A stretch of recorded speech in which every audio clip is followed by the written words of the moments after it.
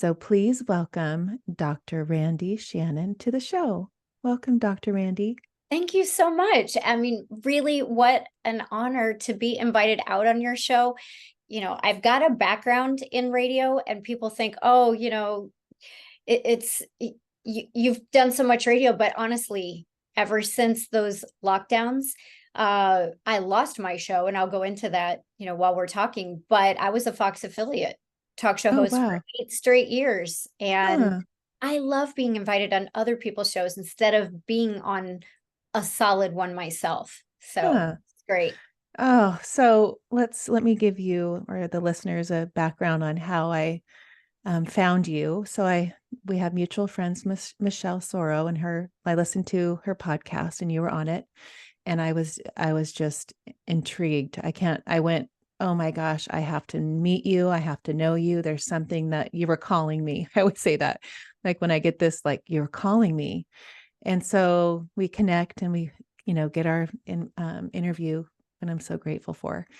And then I start realizing, oh, this is why she's in my life. Like I need to, I'm 50, we're basically, a year apart, same age. And, as life goes on and raised kids and you realize there's so many different things that come, the fads that go in and out, right? Like the Mhm. things that, oh, you're supposed to do keto, and then you're supposed to do, fat free was when I was in college, right? Like all the things that you go through in life, and you just start believing and doing, and then you're like, oh, that didn't work. So I've done all the things. I've, you know, went to naturopaths. I've done all the, I really raised my girls super natural and healthy. But I've learned so much from you, and I really appreciate that. But I want you to start with kind of where um, your background and what really got you into learning about the health and in the natural way. Want to take us somewhere where you can start Yeah. there? It'll start when I was a little kid. If we want to go back that far, I was probably somewhere around, I would say 8 or 9 years old, and I was getting urinary tract infections. And that was in the days of Hey Kool-Aid and the humongous candy jars laying on grandma's coffee table, and the little dime stores where after school you went and you spent like 4 cents to up to 10 cents. That was your big spend. And you came home with gobs of little pieces of candy. And so I was getting tons of sugar in my diet. And that contributed to those infections. And so my mom took me to a doctor after, several times. And finally we get a doctor that says, what is in her diet? And instead of taking, if you remember the little popsicle sticks that they would put, and it was a tongue depressor is basically, and they would push your whole tongue down and look at your tonsils. Right. At that time, however, this doctor put it on the tip of my tongue and actually looked at my tongue, which Hmm. was amazing. And so he asked her about my diet, et cetera. And he said, remove all the sugars and the sodas and the Kool-Aids and all the popsicles, et cetera, out of her diet and watch what happens.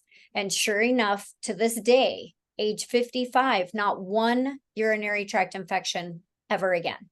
Hmm. It was all very much related to the diet and all of the things that were removed, not just sugar, but back in those days, we had fireplaces, and when a tree burns, it's full of mineral, and so you would take that ash after the fire burned and you would dump it into the garden, and then you would till it up and you would grow all of your food in it. So in our diet, we were getting lots of minerals and things that you just don't get in the food today at Mhm. all. So it changed my life. And so all of my life, I've been very much interested in health. And then when I was in high school and a little bit of junior high, my father worked for Hershey Foods. Imagine that. All the licorice and chocolate you could ever ask for or want. And so once again, things like Reese's peanut butter cups, I used to gobble those down, and I blew up like a balloon. Hmm. And so I got into health then. I took my first aerobics class, thought about being an instructor. Remember the Jane Fonda days and the Mhm. stair step or the step thing Right. on off, and I lost a bunch of weight to the point where I had friends in high school that said, Randy, is that you? Because I got that thin. Oh, I went wow. way back down to a younger or a lighter weight. And so, anyway, that love and passion for health and being in shape and being healthy followed me all the way through life. And one day I just said, you know what? I want to be a naturopathic doctor. And I Hmm. went down that path, looked up, what it took, and decided I'm going back to school. And I did. And then in school, here's where I took a twist and turn away from most every naturopathic doctor out there. Most of them use modalities that I don't use at all. And I don't discourage them, but I really feel like I'm one of the rarest doctors in this entire country and even almost the entire world, because my specialty is I look at the face, the fingernails, and the tongue, and any other marks of concern on the body, and I can see what's going on in the organs of the body, if they're in distress, if they need some help, if they need some TLC. And when I see that, that's exactly what I do. And then I have aligned with a company that has the perfect products. And the guy who formulated most all of it is about 84 years of age now. Hmm. And those products work. So it just works out really perfectly. And I have clients all over the world. I love what I do, love it. And I'm not one of those people that shuts off at 5. If I've got emergency type of clients, I'll work till midnight, 1, 2, 3, because people are out there suffering and they need help. Even in your audience, they need Right. help. Yeah. Oh, believe me. Well, I sent you a picture of my tongue and my face. Mhm. And ever since then, I've been, looking at it every day, going, okay, so I know down the middle, there's a little crack, so that's my digestion. And then I looked under it, and it's not fleshy, so it's not a little dark on the two veins. So that's like my liver or the oils. And yeah, I mean, I want to get into that, so then I'm looking at my lines on my face going, okay, these are organs too. I don't need that line. I just need to get with Dr. Randy and get the food inside of the nutrients to remove that. And I think that is just, I mean, people are going to listen to this and go, what? Like, where have you been all my life?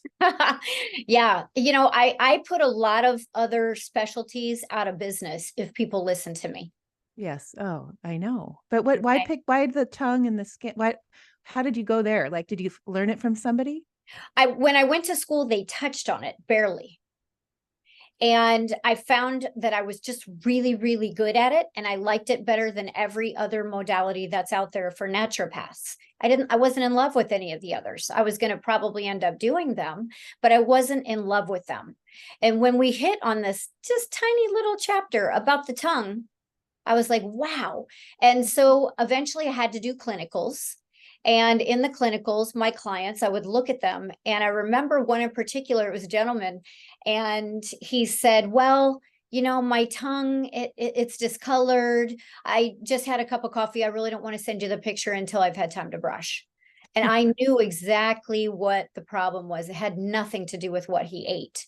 And sure enough, he waited about 12 hours and finally sent me pictures, and there I could see exactly what I thought it was going to be ahead of time. And he, of course, had been scrubbing furiously to give me the best pictures, but they were Right. still discolored in a certain way. And so I just was like, that's it. I'm sold on this. And so I got aligned with a doctor of acupuncture who's now since retired. He's no longer in the business, but he specialized in looking at the tongues. And so, I then had to take it beyond that. And I've worked with people all over the country, trauma ER doctors, parasitologists, um, celebrity chefs, Dr. Joe Wallach, who happens to be Mm. the one I was mentioning, 84 years of age. He used to work with Marlon Perkins. He was a doctor of veterinary medicine for over 50 years. And so they cured everything in the animals first, and then they brought the cures to the people. And so when you call up and talk to him only on a radio show, he really doesn't do anything individualized anymore. But if you talk to him, he just listens. Mm. And I definitely have picked all of that up. I've got all of that down in my sleep, but I take it one step further and I look at your pictures and I see those organs. So not only do I hear what you're telling me, but I also look at the organs face, fingernails, tongue, different growths and things that show up on the body. And I know what's going on. Right. So, I listened to Dr. Wallach on a podcast that you were on with him. mhm. Oh, he was, that was a man that really he was talking about like, have you heard SIDS before? That used to be so Yes. prevalent, and MS and cystic fibrosis and all these ailments that were so rampant. Mhm. And then he figured out, that was a really fascinating interview. But so let's go into that. Let's go into the tongue, what you see, if you see, so people can kind of go, they're going to be looking out in the mirror right now at their tongue. And then the fingernails is fascinating. Never in my life have I heard that. Yeah. And the wrinkles or the lines on your face where women usually do Botox for. Yeah. Okay. So I never really on podcasts get into exactly what it is I see, but I will because I do teach a course on that. It's very in depth. I don't want people to think, oh, okay, I have this because Right. there's no definitive until I look and when I'm looking at the tongue, I'm looking to see the double whammy on the face and then again on the fingernails. It's like a double, triple confirmation. Okay. But I'll give a story how I was sitting next to a gentleman on an airplane. He happened to be a pilot and he was not flying, but he sat next to me. And I was looking at him. He was overweight, he had very ruddy skin. I could see that there was a heart issue. And he had his hands folded on his lap and he was sleeping. Well, it's not safe to be around me because I'm going to be looking at you. Right. And so I was looking at his fingernails and I could clearly see he had internal bleeding. Then when you compiled it with the complexion of his skin, the way he was breathing, certain features on his face, certain lines, etc., I could see that he had a real heart problem, most likely high blood pressure, and lots of internal bleeding in the body. What was the bleeding? Could be polyps, could be bleeding hemorrhoids.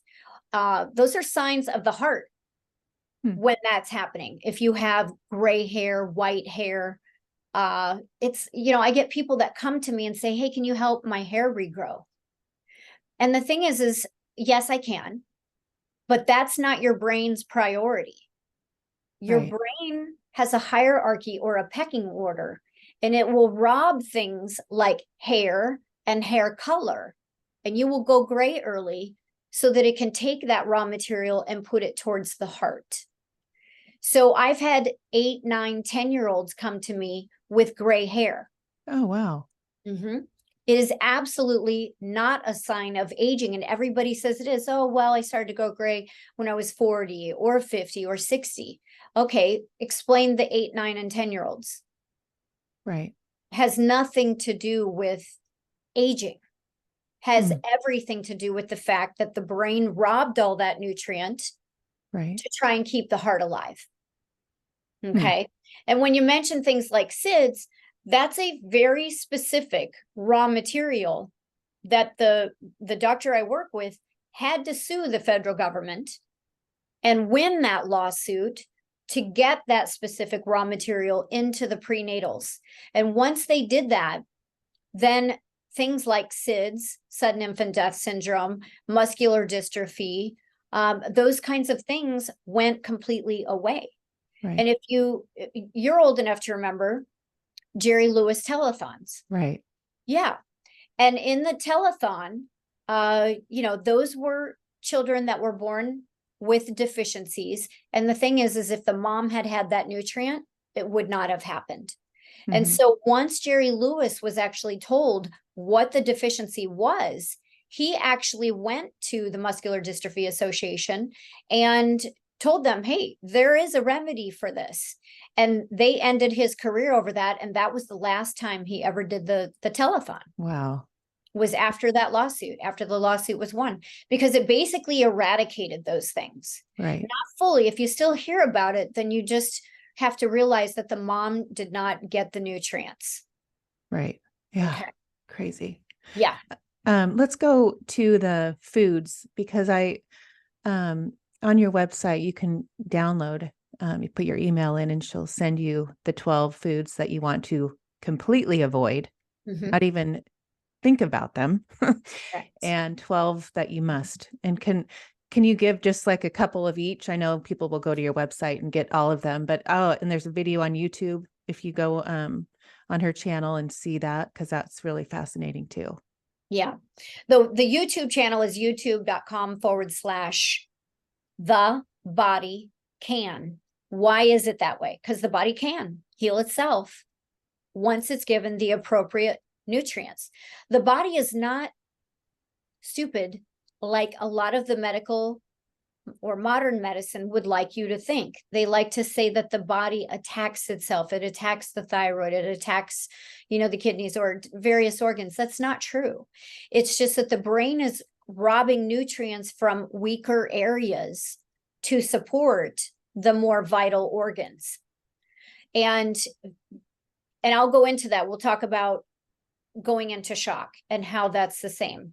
But as far as the foods go, no wheat, barley, rye, oatmeal, or buckwheat.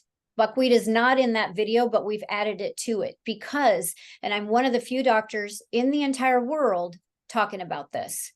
Wheat, barley, rye, oatmeal all have gluten. If you go to the market and you see gluten-free oats, it still has the evil twin brother, gliadin. I always like to joke, gliadin must be hot because because everybody still wants him, right? So he's like the bad boy that everybody still wants, oatmeal. Okay, so that's gluten and gliadin, and I'll get into why they're bad. Then there is something called phagopyrenes. That's in the buckwheat. So what happens with all of these things, glutens, gliadins, and phagopyrenes? When we eat them, they go through our digestive tract like a wrecking ball. And by the time they make it to the small intestine, which is supposed to look like a shaggy rug, those mow down that shag, which are trillions of finger-like structures that grab the nutrient as it's flowing through. But if we don't have any, it becomes like a glass cylinder. And so everything just slides right through. So look at obesity, for example. I'm going to solve the obesity problem right now. Oh, good. Yeah. So your body, when you're eating that bowl of oatmeal, a couple hours later, maybe an hour later, I'm hungry. I'm hungry. Please feed me something, because it's searching for raw material, anything healthy. But because you have no shag in the small intestine, everything's just sliding through. So you got no raw material. You got no nutrients. And so your brain is saying, hey, I don't have what I need. I need more raw material. I need something because I need to keep this heart alive. I need to keep the liver alive. So can you eat again? And then you eat again. And you might be craving certain things like breads or oily foods or salt, etc. Typically, you're missing a vitamin or a mineral in that moment that you're having that craving. It's called pica. Horses chew on the side of a crib or of a stall. Babies chew on the side of a crib. On the crib. I heard that. They're searching for nutrients. Wood typically has mineral, but they put, paint and lacquers and things over these things. And so therefore it becomes toxic for them to be chewing on, but it doesn't mean that they're not searching. Their body is saying, please find it anywhere I can. Because if you think about it, oats aren't really natural to a horse, but everybody feeds them the oats. Right. They want to be out in the pastures eating the grass. Okay. And, for babies, things like oatmeal, that's also not natural. And we're destroying the digestive tract. If you have a colicky baby, chances are, if mom's nursing, she's getting gluten. Or you're feeding the baby something where it's causing great pain to the liver, the gallbladder, or anywhere along the line in the digestive tract. Not just adults get things like IBS or Crohn's. Babies can get it too, and that pain starts early in some. It just depends if they're, if they have a weaker immune system. Right. Or even when mom was pregnant, she was eating a lot of gluten foods. So, yeah. Talk about the seed oils.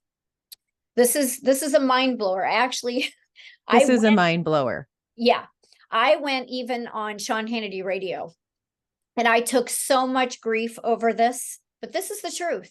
So people can either go off the cliff or they can listen to what I'm saying and follow this for the rest of their life. I swear there's like a Bill Gates, Nazi mosquito in here because I'm getting bit while I'm actually talking. It's like dive bombing me somewhere. Okay, so the seed oils. I want to give you a visual and your listeners a visual first. If you take a bite out of an apple and you let that apple sit on the counter, what does it look like in 15 minutes or 3 hours or 3 weeks or 3 months? Okay, it's already started to rot. It's turned brown. It's oxidizing. So how is a coconut any different? Or an almond? Once the structure has been cracked, it's now exposed to the oxygen and it oxidizes. Same for the olives. People will fight for those. Yeah, but I eat extra virgin, or, but the coconut, yes, in their raw form, eaten in the first 15, 20, 30 minutes, you're pushing it when you're at the hour, because think about the apple. Okay, it's Right. already turning. So these things become rotten and rancid to our bodies past a certain point, and it's not very long in that point. Past an hour, I probably wouldn't eat them. Once they become oxidized, then they cause free radical damage in our body. So even if there was a good effect, it's that window is closing, and that good effect is now going to be a bad effect. So no oils of any kind. So you take somebody that has high cholesterol. We get good cholesterol from the runny yolk of the egg. It's fantastic. The egg is truly the perfect food. Even the outer shell is going to be calcium. Then the white of the egg is great for the hair, skin, nails, the eyes being crystal clear. And then the yolk itself, so phenomenal. I cannot even say enough good things about it. Our body is made up of about 20% cholesterol as a whole. The brain has something called the myelin sheath that makes up 75% of the brain. That myelin sheath is made up of 100% cholesterol. That comes from the runny yolk of the egg. And then you have the reproductive area, which is 95% cholesterol. So what do the doctors say? Don't eat cholesterol. Don't, take this cholesterol lowering drug, etc. Right. When they give you that drug, they're shutting this off. They're shutting this off. The base of the spine in a pack of cholesterol. They're shutting it all down. We slowly wither away when we take those drugs. So how do you stop the cholesterol going bad? That's where the oils come in again. Those oils take the good cholesterol that you got from the runny yolk of the egg, and they bastardize it and turn it into bad cholesterol. So if you eliminate fried foods and foods cooked in any of the oils, canola, vegetable, olive, coconut, insert, almond, whatever, eliminate those, your good cholesterol will not turn bad. It can't. So you cook with butter. Butter. A stick of butter a day keeps the doctor away. It's exactly true. It was never the apple.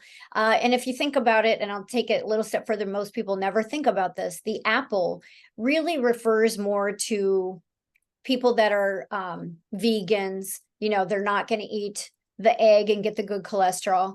Every vegan that has ever come to me did not get the nutrients. They all think it's going to be in the food. Not true, because the food only has about 3 nutrients in it. That's what the farmers have figured out that they need to put into the ground to get that food to grow. Just 3 nutrients. Okay. So you're not getting much from that food. Right. So an apple just kind of really refers to the vegans, vegetarians that you're not going to get that nutrient. So it wasn't the apple a day that saved your life. Butter, good fat in our body. So if you're lactose intolerant, find another way to get that butter, or ghee is fine. But and it's not just from dairy cows, you can get it from goats. If you say, well, I'm just allergic to anything dairy, okay, there is alternatives. There's other animals that produce these types of things. So yeah. Yeah, I've been doing eggs like crazy. I'm at the store every other day now buying eggs. Yeah. And I know I always end up buying the most expensive. That's like where I really have splurged before I even knew what I learned from you. But I always felt like I've got to get the most expensive eggs because I feel like those are the best, the healthiest. And then, and now it's all butter. And the girls are like, Mom, you're not scrambling my eggs anymore. And it's like, no, you have to have the gooey part. And the Yep. other interesting thing was, Easter, and we do Easter eggs, and you were describing in one video that I think I want everyone to really think about, because you've seen that dark. Explain how you can tell, because you've killed the healthy cholesterol, that you see that gray line around the. Yes. Yeah. So the good cholesterol comes from the runny yolk of the egg. So if you hard boil an egg, it will get a blue or purple line around that yolk. And you can usually see it right outside of the white really easily. And that was the good cholesterol, and you killed it. Right. Wow. So you need to keep that runny. You need to keep it soft, scrambled, soft poached. Soft is the key, all around. Soft, soft, soft. I actually eat, and people will think that this is gross, but I eat, and I do it in a way where it tastes like a delicious eggnog, 3 raw eggs daily. And there is a way to test and see if an egg is okay to eat raw, because the news and the things that are out there on the internet scare you about a raw egg, but really a raw egg is not a scary thing. So if you take a bowl of water that's deeper than the egg itself, and you you just fill the bowl with water, then you put the egg in. It's still in its shell. You haven't cracked the shell or anything. If the egg stays sunk, then it hasn't rotted inside. Oh. If it rises to the top, that means that there's gases built up and it's rotten on the inside. I had one literally the other day, and it rose to the top. So I cracked it separate in a different bowl just to see what was going on. And there was like a pin size hole in the shell. It happens. And inside, it was like green algae had built up. Had I ate that raw, I would have been sick as a dog. Right. So you do have to test the eggs if you're going to eat them raw. Plain and simple, you have to do it. And you've said on one video that you've brushed your teeth with the eggshell because it has calcium in it. Yeah, you can grind it up to a fine powder and brush your teeth with that. I mean, it's got to be super fine powder. And I also use baking soda. Okay. So as opposed to the toothpaste out there, most of the toothpaste have coconut oil in them. And the thing is it's rotten and rancid. So people will say, well, what about oil pulling or brushing my teeth with that? It's still a rotten and rancid. And think about how thin your skin is in your mouth. That anything you put on your skin, anywhere, even in the mouth, that's going to absorb in about 4 seconds and have gone through your whole entire body in about 8 to 10 seconds. So what do you want running through the heart, the kidneys, the liver, etc.? Right. So I don't put anything on my skin. You don't? No, nothing. Then wait, no, not one, not even, do you wash it with soap? If I do, yes, I use something that has an essential oil in it, a peppermint. Okay. And it's quick on, quick off. That's in the shower, staying clean. Of course, I have good, clean hygiene. But what I don't do is I don't put lotions, colognes, perfumes, anything like that at all. All of the deodorants, for the most part, have bad things in them. So baking soda, just a real fine powder, is a deodorant. Think about it. People put the boxes in the refrigerator. What's it do? It pulls the odors off, right? It's the same thing. And it's an 8.4 pH with no chemicals. Okay. So and it's a perfect deodorant. Okay. So you take the powder and just like put it under your arm? Yeah. I have a little dish next to my sink. Looks very, pretty sitting next to there. And I just grab a little tiny bit of that and it's perfect. So if you use a deodorant, it's going to have a chemical in it, which makes it smell better. Right? So it's best to have no chemical. Think about how thin that skin is under there. Right. And everything absorbs in. Then women with breast cancer and hard nodules, etc., it's all related. So it's best to do nothing. Also, coloring your hair is not a great idea. And I will give an example of that. There was a guy who was coming on the hair scene many years ago, and I heard an interview with him. And it was before I was even a doctor, but it never left my mind. He was taking his students over to see the cadavers, and they had their heads cut open all the way to the skull bone. You know how people donate their body to science. Right. Yes. Whatever color they were dyeing their hair was the same color of the skull bone. So if people think that that's not absorbing in, they're wrong. And then go look at that. Look at all those chemicals that are in there. And then you got to think, is that what I really want inside my heart and my liver and my kidneys? And nobody thinks about it, but yet they all go, why is cancer the number 2 cause of death? Why do they never find anything when they do all this research? Well, number one, I don't feel like they want to find the answers. And if an answer does come up, it gets shelved. Right. But on top of it, who could count the ways? Chemical, chemical, chemical, chemical, chemical, everywhere we go. When I was in my 20s, somebody said, oh, don't put perfume on your clothing, you'll ruin it. And I thought, okay, what does it do to my skin? Right. It's one of the most toxic things you can put on your skin. It absorbs in like that, and it's going through everything. Your eyes, your every organ in your body. They're endocrine disruptors. They mess up our hormones. They mess up our cycles. Right. So why would we want that on? We have to reject all of it and go back to being somewhat natural. Baking soda is fine. If you want the perfume, I'm totally not against it, but spray the clothing. Okay. Okay. Who cares if you're like, seriously, have you ever held onto anything for more than 30 years, 20 years? I mean, I might have a cool t-shirt I really love. Right. Right. But I mean, has anything ever been ruined by a chemical? It goes into the laundry and there's chemicals. Nothing gets ruined by those chemicals. And if Right. it does, okay, say lovey. Better Right. that than me. Right.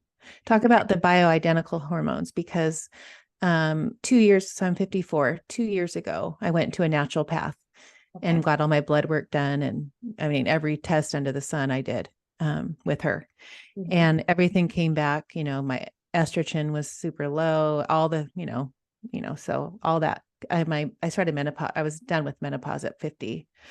So anyway, I am listening to you talk about that. And I'm like, so now since I listened to you on Michelle's podcast, I was like, I look at him on the counter. I'm like, I can't do that. But then I know you don't want to like go cold turkey, but I'm like, oh, I cannot wait to figure out what I can do and not do that. So I haven't been doing that for probably 2 weeks. Oh, great. Okay. And I don't have headaches. Like I know Michelle has said she was having headaches, but that's the part, because I say, gosh, I go to a naturopath, right? Thinking those are the ones that are going to tell me the right thing to do and it's healthy, but it's not. Yeah. And I hate to disparage my own industry. I really do. But I don't like most naturopaths any more than I like medical doctors. So when they're telling people to get on a bioidentical, I like to give visuals when I talk. So if you think about when somebody, let's say they had a liver transplant and they've got somebody else's liver, and now for the rest of their life, they're on an anti-rejection med. So it's something tricking the brain to not recognize that foreign liver, because as a foreigner, because if it did, it would reject it and kill it, and that person would be dead. So it tricks the brain into saying, hey, I like that liver, and it'll hold it around. People that have transplants are some of the trickiest clients I've ever had. I really don't like to take them on. I'd rather just save the organ. And I don't like to take them on because if I save every other organ, the brain's going to wake up and go, "Ooh, I don't like that liver. That really isn't my liver." And so if I build up the immune system to fix all the other issues that are going south, it will also go against that liver. Okay. So a bioidentical, and I've had so much experience with this, every single woman that comes to me, and even men, because they're on these things too in a different format. Yeah, Richard is. Every time they come to me, they're a mess. All that is doing is tricking the brain into thinking you're okay and that you've got the hormones. You don't. You don't have them. It's a fake. It's a fraud. And we have to get the body off of that, because it's kind of like a welfare system. You know, what happens on the welfare system? The unfortunate fact is people get lazy, they get fat, they don't go to work. Okay. Right. Sometimes it's a benefit, but most times not. So we have to get the organs off of the welfare program and get them truly the raw material that they actually need so that they come back alive and get to work. And remember, a cholesterol lowering drug shuts those systems off. So those people, now they're taking bioidenticals and Lipitor and other things to shut that area off. It's like, what does the brain do? It doesn't know what to do. So it just does nothing. And then nothing works. The person feels like doo-doo. And then they come to me and want help. The thing about me is I'm an aggressive doctor. I really demand that you follow the good and bad food list, because if you don't, then I'm not going to get that absorption. And you might as well just throw the vitamins down the toilet. I don't know if you've ever heard of, what do you call it? The porta potties, I guess is what they're called. And sometimes people have called them like vitamin catchers, because when they go to clean them out, all they see is a bunch of vitamins. Oh my gosh. Right. What is that?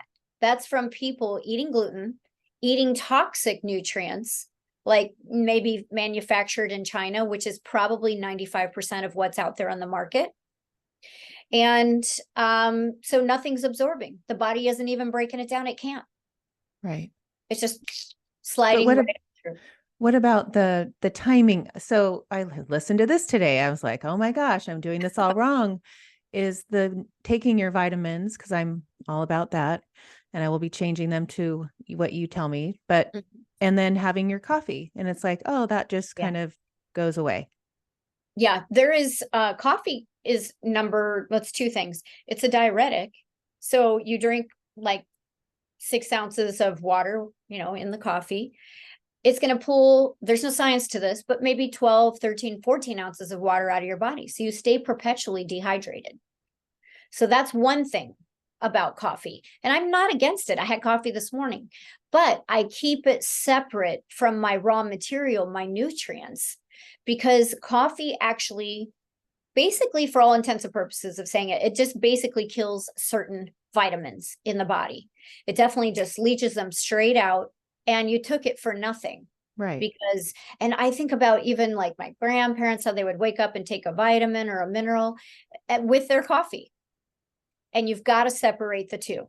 And most of the world does not understand that. And coffee, I love the taste. I love the smell. I love it, as well. But, this is interesting. I'm going to tell you something I haven't told any show yet. Okay. And this just came out this morning, because my sister and I both did a fast about 1 week apart.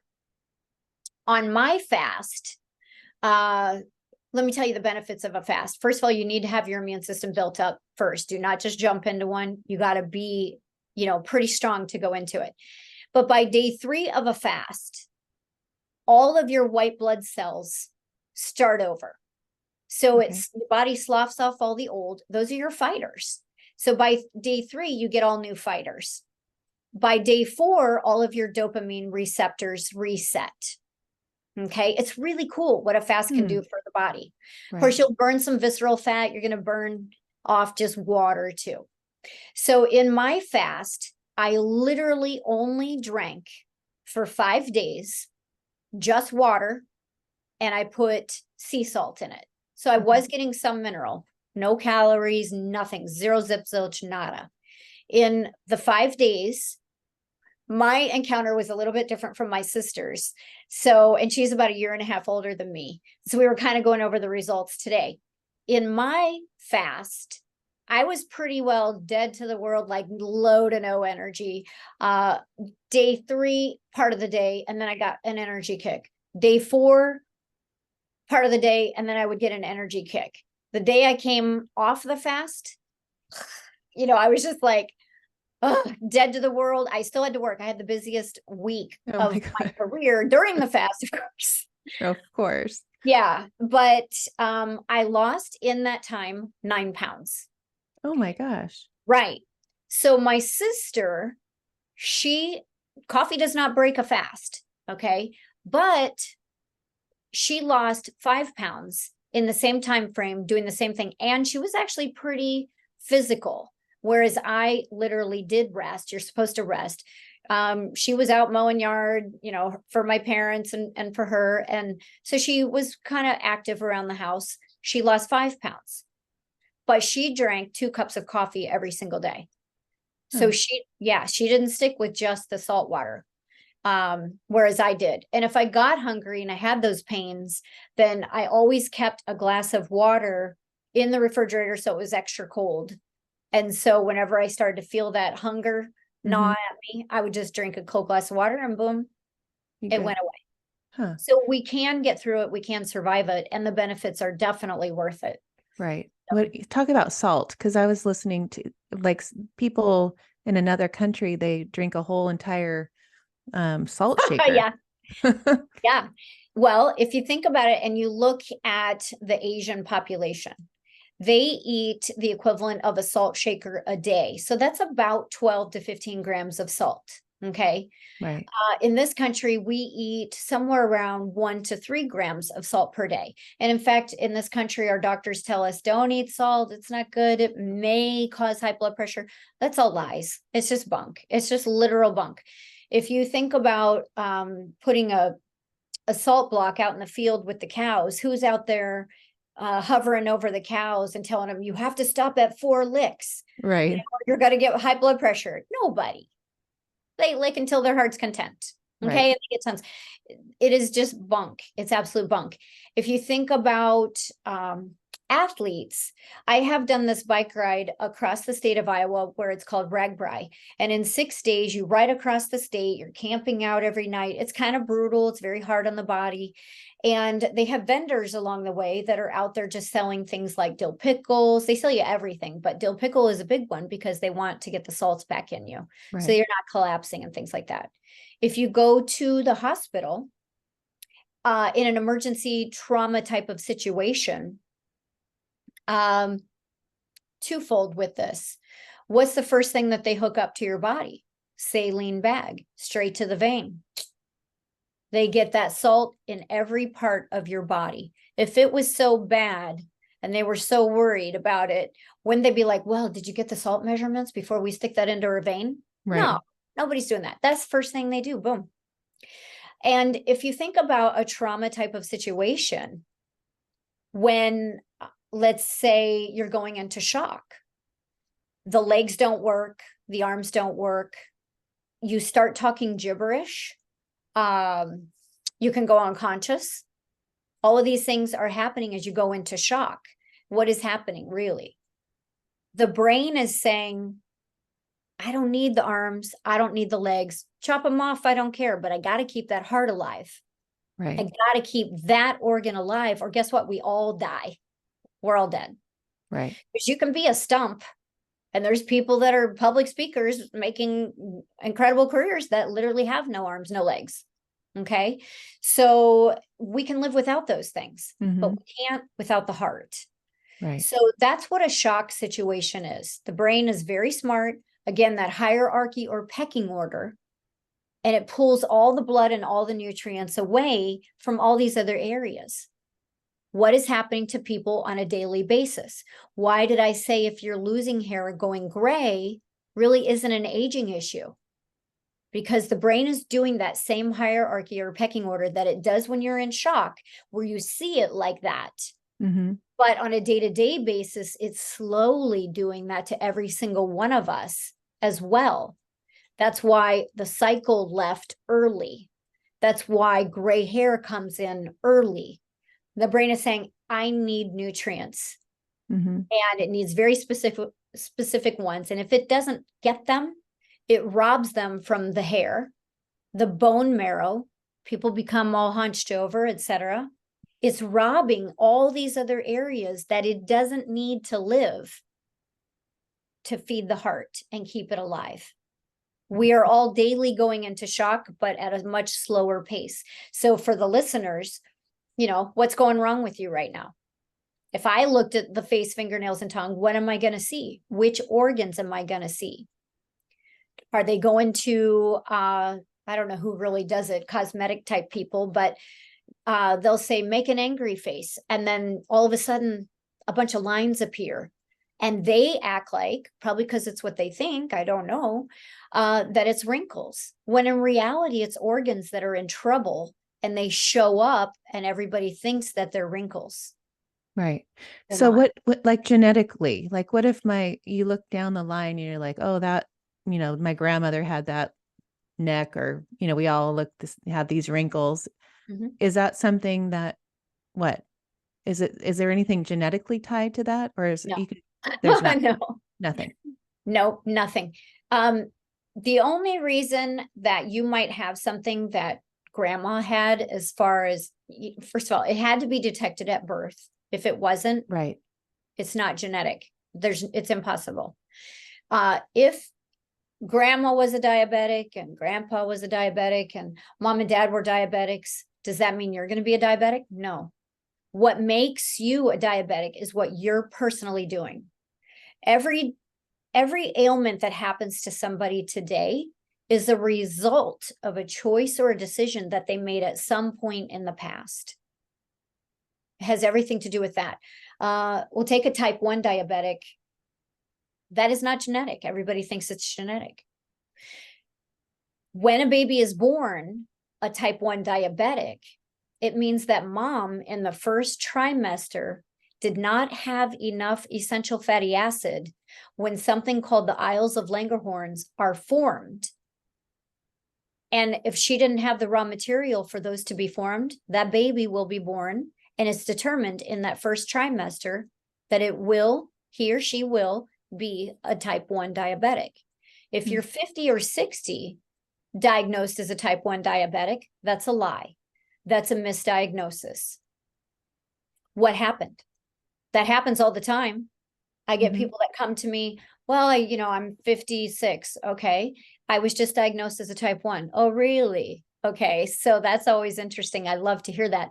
So I know immediately that man or woman is eating gluten, gliadin, or phagopyrene. Why do I know that?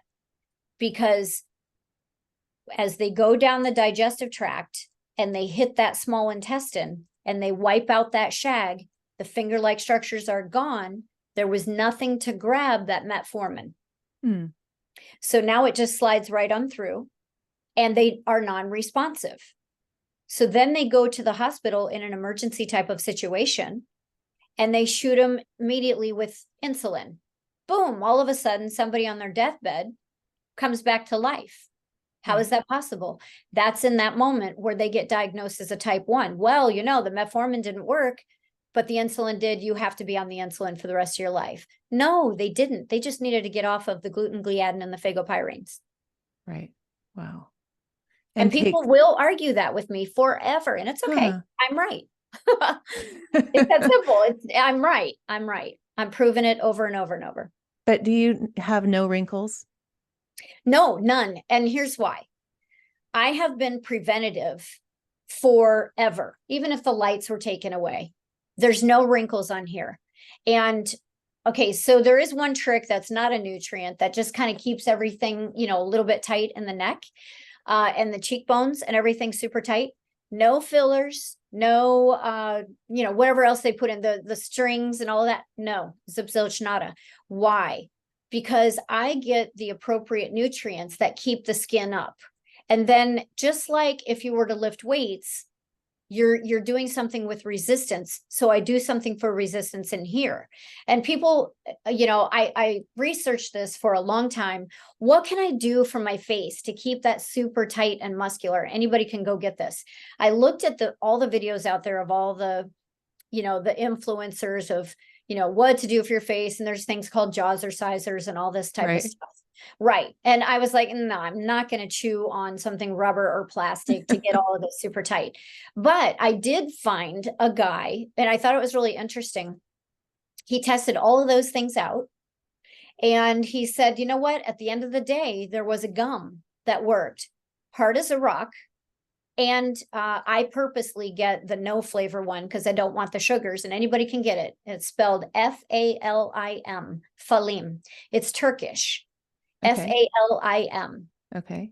And that gum is hard as a rock, and I chew on it almost every single day, almost to the point of like, when you've lifted a weight or you've done the resistance enough and it like hurts and okay, I'm done now on working that muscle. It's the same way here.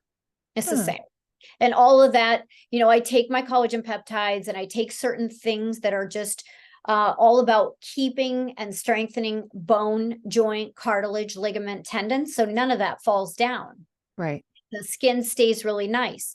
But then you got to remember that the face is full of signs for various organs: large and small intestine, kidney, heart, the spleen, liver, pancreas. All these things show up and more on the face. So if that showed up, all of that chewing of the gum in the world is not going to fix that organ. That is a nutrient that is needed. And so at 55, I don't color my hair. I don't have any injections or fillers. And the reason is because I'm internally taking the preventative that's needed to keep it all up, all of it. Right. Wow. Okay. While we're at the end, why don't we look at my face? Because I have Yes. these wrinkles that drive my laugh. Well, they say they're your laugh lines. Mm-hmm. And I want you to look at my picture because that must be some organs that need to be replenished. So I don't have wrinkles. This one here, really, nobody can do a ton about it. That gum is going to help it. Okay. I have no filler in there, and I hate those lines, but that is not an organ. So that has to come from the chewing of the gum and also taking the internal nutrients that help lift that all up. Okay. So a year on my protocols, and men and women both, the face shape will change to what it was supposed to be. The tongue shape changes to what it was supposed to be. And they literally within 1 year look like they had a complete facelift. Wow. And I have client Sign me up. After client, same results. Yeah. So when I look at your tongue and you've got your face in here and looks to be no makeup, let's start with the tongue. Most definitely you're showing signs, without me getting too much into detail. When somebody shows blue or purple or even black on the underneath of the tongue, they definitely need to be calling me. That's very much heart related. In your case, you've got heart and liver related. And so I would want to make sure that I got you on a protocol that was very specific to heart and liver. Also, the shape of your tongue is off. So it points to the heart, the shape of the tongue. And people don't realize that. Other things too that show me signs, if you stick out your tongue and you can't hold it still, if it's shaky, you need to be scheduling an appointment with me. The top of, and by the way, the bottom of the tongue, even though that's a very thin area of skin, it should be the color of your gums. And when it's not, that's when we know that there's a slow down of the blood, a stagnation of the blood, a lack of oxygen, a lack of flow. And, if you go to an acupuncturist, they say that you need to move your chi or your energy. It's the same thing as saying, hey, we got to get the blood going. We have to, because under there is a very thin area. Here is thicker. Okay. So you can't see the vein through there, but you can see it there. Right. And when that is discolored, it's very much pointing towards the heart. And in many instances, and in your case, the liver. So we want to get support in there for both of those things. That's all reversible. And that's the thing with me. If you weren't born with it, it's reversible, period. Okay. The top of the tongue does show me digestion, shows me hormonal. And I see the spleen there, unless you're dealing with a blood pressure issue. Are you? No, Okay. I have low, always have low blood pressure. Okay. Yeah. So it's showing me your spleen. You didn't give me a head on of the face, but I do see large intestine on the face. Where do And you these see are that? side shots. Yeah, I don't give the exacts. Oh, okay. You got to take the course to learn the. Oh, okay. Yeah. But these are the things that I see on your tongue. And you don't have to say if you don't want to. I don't know if you get any injections or fillers. And I know that when we have the lights, when we do podcasts, I can't see everything else as well. But I like to look at the face in a scrunched up position, because then I can Oh, look. So shoot me that photo when okay. we're all done, and I'll tell you that as well. And I will put together a protocol. And that's the way it works. I look at these areas. In a tongue analysis, I look at the top and bottom of the tongue only. In a full analysis, I'm looking at face, fingernails, and tongues, top and bottom. And people always forget the thumbs. One of the indicators for cancer is when you have half moons on the thumbs only. It's not a for sure science, but it is a high indicator. And so that's one thing that I'm looking at. I also look for osteoporosis. I look for internal bleeding, kidney, liver issues, heart issues, circulatory issues. All of these things will show up. And then again, in a full analysis, I also confirm that with what I see on the tongue and what I see on the face. So it's very intricate.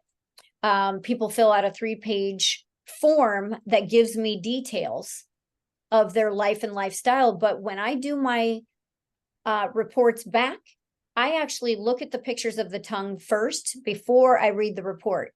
So I test myself on 100% of my clients. And then I go, okay, did I see what they wrote?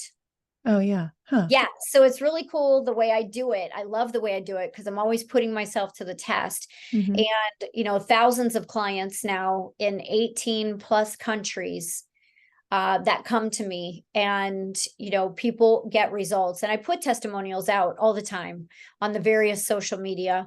And I am, it's me, and I have an assistant, and occasionally I'll pull in some other assistants. But people just need to be patient, because I get to everybody.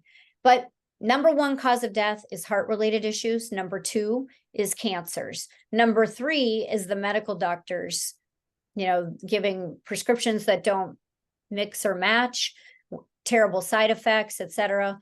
And so, we try to eliminate all of those things. And it doesn't matter what's wrong with somebody. If they weren't born with it, it is in my opinion and my belief and my experience that it's all reversible. Okay.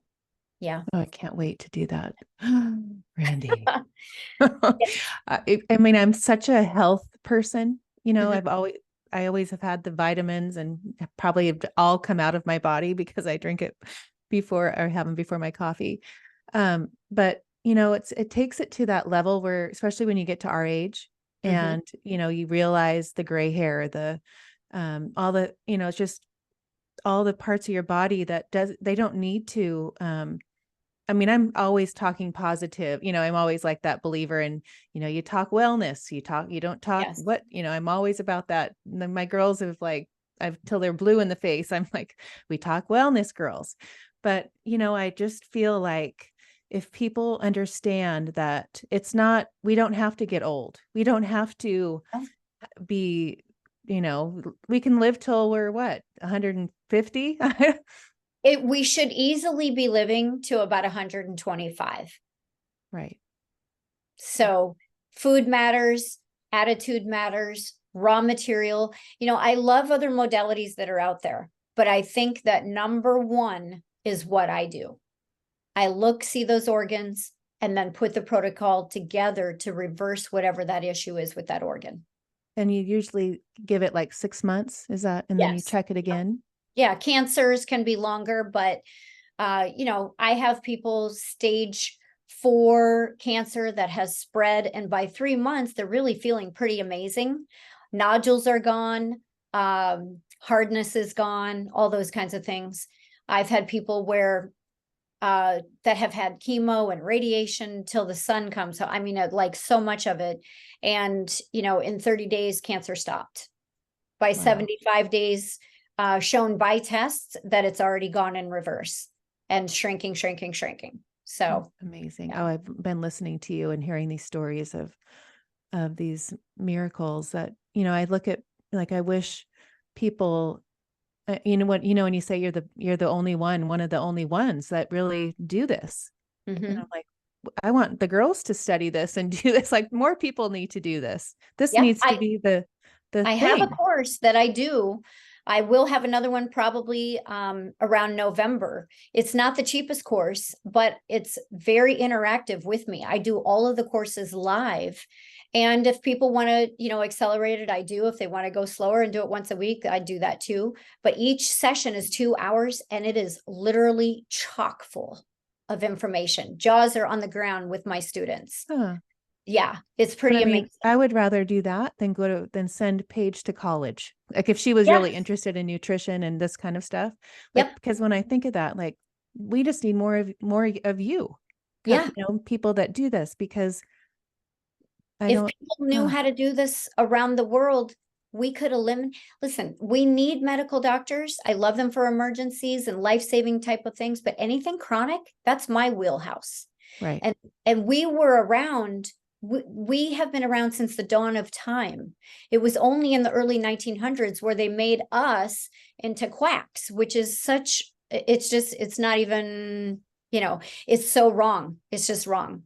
We Right. were original medicine, 5,000-year-old original medicine. Right. Crazy. This is my last question, because I always love to hear how you parent your boys. I know you have Yes. 4 boys. Yes. How did you raise them with their nutrition? What was like, were they open to that? And I know they're what, in their third, are they in their 30s? The 20. youngest is 24 and the oldest is 30, about to be 35. Okay. So as a young mom, I wasn't as wise, but I also, kept the candy from them and kept the soda from them. So, they never missed it. None of them drink it or go after it today, which is good. Once you have established that, Yes. My then girls either. Yeah. exactly. So I always, gave a healthier food, was very much into the fruits and vegetables and steak and all of that. So they pretty much grew up with a good diet, and every one of them is very much into the raw material, vitamins, minerals, essential fatty acids, amino acids, all of these things matter. They take them every single day. And they're young men, so do they slough off every once in a while? Yeah. And then they come back. My 33-year-old son messaged me 2 months ago and he said, Mom, he said he got COVID. And I said, what? You never, told me anything about it. And he goes, no, I was just so down. I didn't feel good. He goes, can you do an analysis for me? And I said, send me the pictures. And sure, I sent him a whole entire protocol and he is on it. Oh, So yeah, it just takes little reminders like that. And they go, hey, my mom is a naturopathic doctor and she'll right. get me back on track. Right. So What yeah. would be your one thing to tell people, like, before we end, like, that would be, besides all the things we've already said, to go to take, or that are so, like, if you can do one thing besides all the things you've already said not to do, what would Yeah. be that? And part of the knot is don't be buying the toxic vitamins and minerals that are on the market. They are toxic to our body and they don't really work when you're trying to do the right things and put the right nutrients in. We are dead in the water if we don't get minerals. Right. Dead in the water. We will have a shorter life. There is no question about it.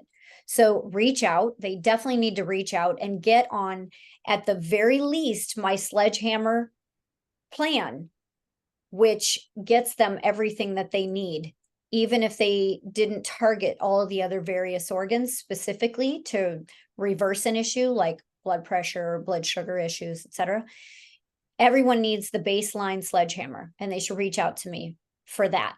844-275-1056. And when they do that, I know you have not, gotten with me, but I would like for it to be support for your show. So, and having it linked to you. So, we'll try to make that happen. Okay. Oh, thank you so much. This was just, you've really opened my eyes, and I know everyone's just going to be like, just sign me up. And so grateful Good. that you can be in this world and that you chose, that you really followed your calling and do what you love so much, because it really shows in everything that you Oh, do. thank you. Yeah, It for does sure. matter that we do that. So, Hmm. we're nothing without our health. So I don't care if you have nothing in this life, take care of your health. Number one, Right. And to your website. the body can.com/schedule is where they go to actually get booked and scheduled in with me. Okay. Oh, thank you so much. I loved it. You're welcome. You're Oh, welcome. so Thank you for much. having me. Oh, you're so welcome.